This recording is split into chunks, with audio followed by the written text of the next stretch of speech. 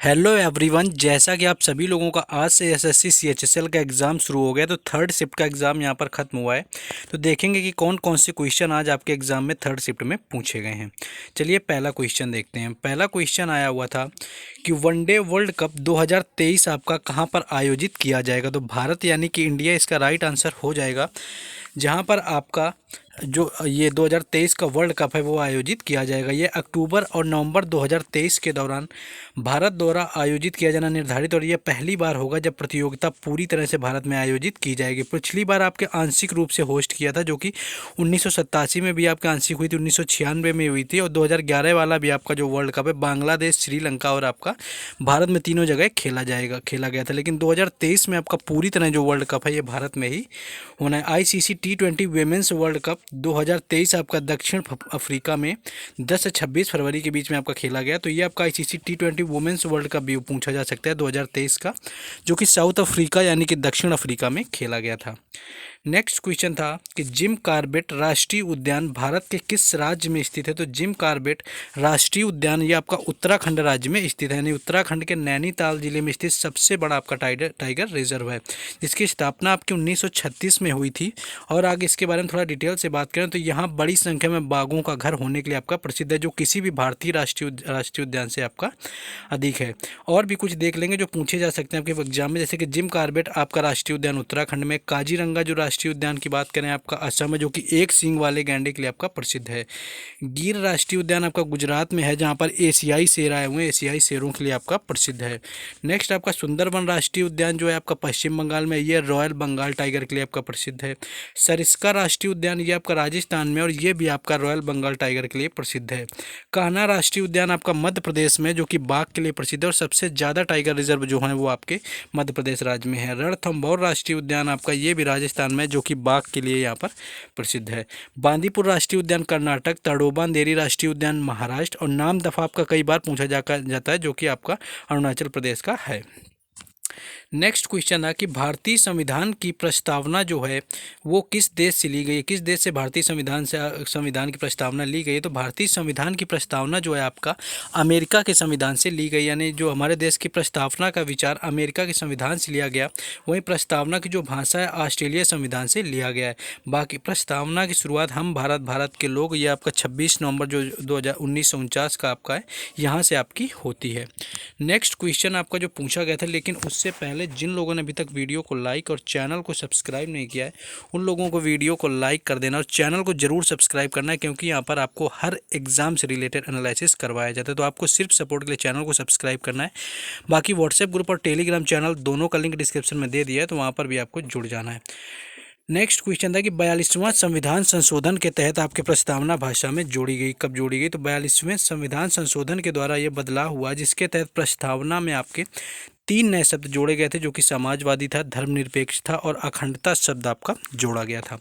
Next question था कि लिंगराज मंदिर किस राज्य में स्थित है। तो लिंगराज मंदिर 11वीं शताब्दी में राजा जजाति के केसरी के द्वारा आपका बनवाया गया था, और यह भगवान शिव को आपका समर्पित रहा। यह लाल बलुआ पत्थर से आपका निर्मित है। और महाकालेश्वर आपका जो ज्योतिर्लिंग मंदिर है, ये आपका यहाँ पर मध्य प्रदेश में स्थित है। नेक्स्ट आगे बताएं, ओंकारेश्वर भी आपका जो ज्योतिर्लिंग मंदिर है वो भी आपका मध्य प्रदेश में। और वहीं उड़ीसा में बात करें तो लिंगराज जो मंदिर आपका पूछा गया था वो भारत के उड़ीसा राज्य में स्थित है। उड़ीसा आपका राइट आंसर हो जाएगा। और भी मंदिर, जगन्नाथ मंदिर, कोणार्क, सूर्य मंदिर, ब्रह्मेश्वर मंदिर, ये सारे जो मंदिर हैं भारत के उड़ीसा राज्य में आपके स्थित हैं। नेक्स्ट क्वेश्चन आपको जो तमिलनाडु का आपका रंगनाथ स्वामी मंदिर और मीनाक्षी मंदिर भी आप याद रख सकते हैं, जो कि पूछा जाता है। बाकी सोमनाथ मंदिर आपका गुजरात का है। नेक्स्ट क्वेश्चन है कि हड़प नीति किसने बनाई हुई थी। तो हड़प नीति की बात करें तो लॉर्ड डलहौजी ने हड़प नीति की शुरुआत करने में बहुत बड़ी भूमिका निभाई थी।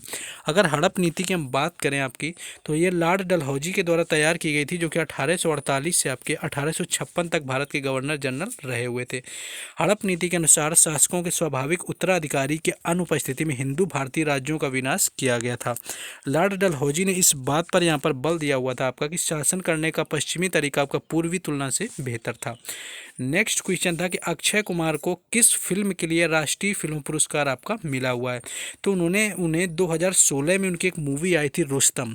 तो रुस्तम में अपने बेहतरीन प्रदर्शन के लिए अक्षय कुमार को सर्वश्रेष्ठ अभिनेता का राष्ट्रीय पुरस्कार यहाँ पर जीता हुआ था। तो राष्ट्रीय पुरस्कार जो आपको मिला था, आपका जीता हुआ था। 2008 में उन्हें सिंह इज किंग में अपने प्रदर्शन के लिए सर्वश्रेष्ठ अभिनेता यानी कि बेस्ट एक्टर का अवार्ड मिला था। 2009 में उन्हें आपका एशियाई फिल्म पुरस्कार के लिए नामांकित किया गया। इस तरह से आपका इसी तरह जो आपका पूछा गया था राष्ट्रीय अवार्ड यहाँ पर आपका पूछा गया था, तो वो आपका रुस्तम मूवी में 2016 में मिला था। और 2008, 2011 और 2013 में उन्हें star of the year male के लिए स्टारडस्ट अवार्ड यहाँ पर मिला हुआ था। तो आपका यहाँ पर रुस्तम इस प्रश्न का बिल्कुल राइट आंसर था, जो कि 2016 में आपकी मूवी आई थी। नेक्स्ट क्वेश्चन था कि कौन सी पंचवर्षीय योजना पीसी महानबोलिस मॉडल पर आधारित थी। तो यह आपकी दूसरी पंचवर्षीय योजना यहाँ पर आपका राइट आंसर था। 1953 में भारतीय सांख्यिकीवाद प्रशांत चंद्र महानबोलिस द्वारा विकसित एक आर्थिक विकास मॉडल महानबोलिस मॉडल पर आपकी आधारित रही थी। तो द्वितीय पंचवर्षीय इसका यहाँ पर राइट आंसर हो गया था, जो कि आपकी 1956 से लेकर के 1961 तक यहाँ पर चली हुई थी। तो ये आपका क्वेश्चन यहाँ पर पूछ लिया गया था। दूसरी पंचवर्षीय योजना जो थी आपके सार्वजनिक क्षेत्र के विकास और तेजी से आपका औद्योगिकीकरण पर केंद्रित थी। आपके इसमें आपको औद्योगिकीकरण पर विकास दिया था। जिस तरह पहली में आपका प्राथमिक क्षेत्र यानी कृषि को बढ़ावा प्राथमिक पंचवर्षीय योजना में दिया गया था। दूसरा आपका औद्योगिकीकरण पर आपका यहाँ पर किया गया था फोकस पूरी तरह से। नेक्स्ट क्वेश्चन था कि भारत में मैग्नीज का सबसे बड़ा उत्पादक राज्य कौन सा है। तो हमारे देश में मैग्नीज अयस्क का सर्वाधिक भंडार आपका उड़ीसा में मिलता है। तो उड़ीसा यहाँ पर राइट आंसर हो जाएगा। जबकि सर्वाधिक जो मैग्नीज उत्पादक राज्य है वो आपका यहाँ पर मध्य प्रदेश है। तो उत्पादक ही सॉरी यहाँ पर पूछा गया था, तो उत्पादक के लिए आपका मध्य प्रदेश हो जाएगा। और सबसे ज़्यादा जो अयस्क है वो उड़ीसा राज्य में मिलता है। तो आपको यहाँ पर अगर मध्य प्रदेश दिया हुआ था तो आपका राइट आंसर हो जाएगा। तांबा अयस्क के लिए आपका राजस्थान हो जाएगा, जो कि आपका सबसे ज़्यादा होता है। नेक्स्ट क्वेश्चन था कि मच्छर के काटने से कौन सा रोग होता है। अगर मच्छर की बात करें कि कौन सा रोग होता है, तो मच्छर के काटने से डेंगू, चिकनगुनिया, मलेरिया ये सारी जैसी कि घातक बीमारी आपसे हो जाती हैं। नेक्स्ट क्वेश्चन था कि आर्म्स एक्ट भारत में कब आया था। तो ब्रिटिश के भारत वायसराय लॉर्ड लिटिन की दमकारी नीतियों में से एक प्रमुख कार्य भारतीय शस्त्र अधिनियम आपका 1878 था। सन 1878 में ब्रिटिश पार्लियामेंट द्वारा पारित 11वें अधिनियम के अनुसार किसी भारतीय नागरिक के लिए बिना लाइसेंस हथियार रखना अथवा उसका व्यापार करना एक दंडनीय अपराध यहाँ पर बना दिया गया था, कि इसके लिए आपको लाइसेंस यहाँ पर जरूर चाहिए था। नेक्स्ट क्वेश्चन था कि टोक्यो ओलंपिक 2020 में किसने आपका स्वर्ण पदक या जीता हुआ था, ऐसा कुछ था। तो एक स्वर्ण पदक आया था जो कि नीरज चोपड़ा ने जीता हुआ था, और दूसरा आपका वहाँ पर मीराबाई चानू भी आपका ऑप्शन में था जिन्होंने वहाँ पर आपका सिल्वर मेडल जीता हुआ था, जो कि आपका वेट लिफ्टिंग से संबंधित था 49 किलो यानी 49 केजी कैटेगरी में। वहीं नीरज चोपड़ा ने भाला फेंक में आपका स्वर्ण पदक जीता था, जो कि दूसरा व्यक्तिगत स्वर्ण पदक था, क्योंकि 2008 में अभिनव बिंद्रा ने भी जीता था। नेक्स्ट क्वेश्चन था कि महानदी आपके किस राज्य से गुजरती है आपके होकर के, ऐसा ऑप्शन था। तो महानदी आपकी मध्य प्रदेश, छत्तीसगढ़, उड़ीसा से होकर के बहती है, लेकिन यहाँ पर जो आपका एक ऑप्शन था वो कर्नाटक दे दिया गया था। तो ये पूछा था किस राज्य से नहीं बहती, तो वहाँ पर कर्नाटक आपका बिल्कुल राइट आंसर हो गया था। नेक्स्ट क्वेश्चन था कि 2025 तक किस खिलाड़ी को ओलंपिक से बैन कर दिया गया। तो डोपिंग के उल्लंघन के कारण भारतीय भाला फेंकने वाले शिवपाल सिंह यहाँ पर राइट आंसर हो जाएगा, क्योंकि ये भी भाला फेंक के खिलाड़ी थे शिवपाल सिंह, जिन्हें अक्टूबर 2025 तक आपका ओलंपिक वगैरह से यहाँ पर निलंबित कर दिया गया कि 2025 तक आपके भाग नहीं ले पाएंगे। तो ये आपके उत्तर प्रदेश के एथलीट 2019 एशियाई चैंपियनशिप में आपके रजत पदक विजेता रहे हुए थे। तो इनको भाला फेंकते हैं, ये भाला से संबंधित हैं, जिन्हें कि आपका बाहर कर दिया था 2025 तक ये ओलंपिक में नहीं हो पाएंगे। तो शिवपाल सिंह यहाँ पर राइट आंसर था। नेक्स्ट क्वेश्चन था कि मेजर ध्यानचंद पुरस्कार किस क्षेत्र में दिया जाता है। अगर मेजर ध्यानचंद पुरस्कार की बात करें तो आपका युवा मामलों में खेल मंत्रालय द्वारा आपका यहाँ पर प्रतिवर्ष दिया जाने वाला भारत का सर्वोच्च खेल पुरस्कार है, जो किसी खिलाड़ी को जीवन भर कार्य को गौरवान्वित करता है। यह देश का सर्वश्रेष्ठ लाइफ टाइम पुरस्कार है। यह पुरस्कार केवल ओलंपिक खेलों, पैरा ओलंपिक खेलों, एशियाई खेलों और राष्ट्रमंडल खेलों या विश्व चैंपियनशिप और विश्व कप जैसे क्रिकेट स्वदेशी खेलों के लिए आपका पैरा स्पोर्ट्स में शामिल होने वाले व्यक्तियों को दिया जाता है।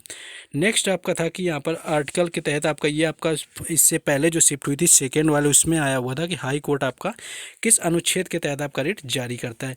तो ये कुछ क्वेश्चन थे जो आज आपके CSSL के एग्जाम में पूछे गए थे थर्ड शिफ्ट में। बाकी रीजनिंग और मैथ का लेवल जो रहा है वो ओवरऑल आपका काफ़ी जी था बाकी एग्जाम के कंपेरेटिवली, क्योंकि यहाँ पर मोस्टली लोगों ने अच्छे खासे अटैम्प्ट कर लिए हैं। बाकी इंग्लिश भी आपका प्रीवियस ईयर जितना भी क्वेश्चन हुआ है उस पर कम्प्लीटली बेस्ड बेस्ड आ रहा है।